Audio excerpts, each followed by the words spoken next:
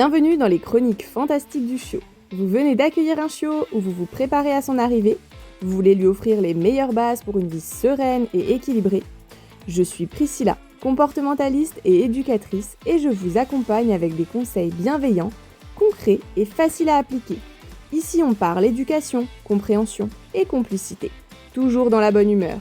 Alors installez-vous confortablement et c'est parti pour une nouvelle aventure avec votre chiot.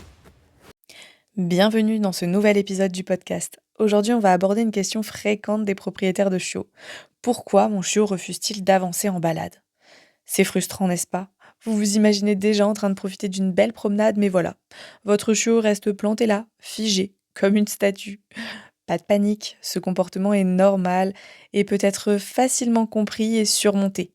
Alors voyons ensemble pourquoi votre chiot agit ainsi et comment l'aider à faire ses premiers pas sereinement. Déjà, dans un premier temps, l'objectif serait de comprendre pourquoi est-ce que votre chiot refuse d'avancer. Il peut y avoir plusieurs explications. Tout d'abord, cela peut être parce qu'il découvre le monde. Tout est nouveau pour lui, les bruits, les odeurs, les textures.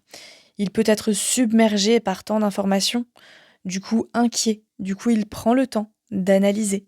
Cela peut être aussi parce qu'il a peur, un chiot peut être impressionné par son environnement et préférer observer tranquillement avant d'aller s'y aventurer.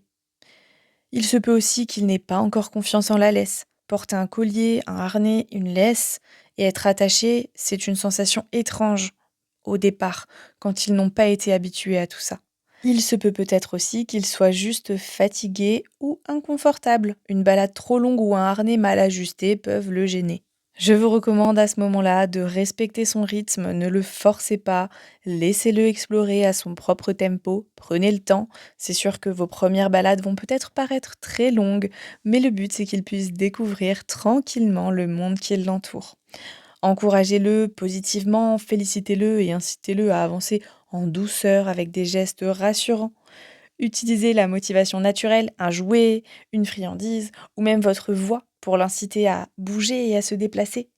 Choisissez un environnement calme dans lequel il se sentira à l'aise. S'il y a trop de stimulation, trop de distraction, que le lieu est trop animé, vous risquez de galérer en fait encore plus. Habituez-le progressivement à son matériel de balade, si possible commencez déjà à la maison, puis dans le jardin, puis en extérieur.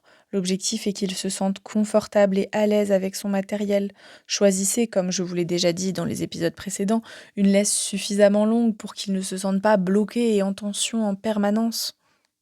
Le fait d'avoir une laisse plus longue vous permettra de continuer d'avancer dans les moments où lui s'arrête. Alors attendez-le quand même un petit peu, mais vous pouvez continuer quelques pas pour le motiver. Si vous voit vous éloigner petit à petit, cela le motivera à vous suivre et à se rendre compte que c'est ok et que tout va bien.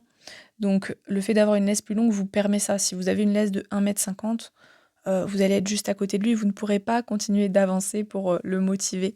Donc l'importance de la laisse à ce moment-là est cruciale. Donc pas de panique, si votre chiot est au ralenti pour les premières balades, cela ne durera pas bien longtemps. Donc félicitez-le, prenez le temps, motivez-le à avancer, laissez-lui le temps de prendre confiance en vous et en son environnement, et ne le forcez surtout jamais. Je récapitule les points importants. Donc si votre chiot n'avance pas, motivez-le avec une friandise, un jouet ou la voix. Faites en sorte que la laisse soit un outil positif grâce à des exercices à la maison pour le désensibiliser à son matériel de balade. Commencez dans un environnement calme et sécurisant, avec très peu de stimulation. Ne le forcez pas, bien entendu. Patience et encouragement sont les maîtres mots. Et si votre chiot n'avance pas, c'est peut-être parce qu'il découvre le monde, qu'il a peur ou qu'il ne comprend pas encore le harnais, la laisse. Donc essayez de comprendre un petit peu ce qui fait que votre chiot n'avance pas pour l'aider au mieux. Les premières balades en extérieur sont une grande étape pour votre chiot. Avec douceur et patience, vous l'aiderez à se sentir en confiance et à apprécier ces moments avec vous.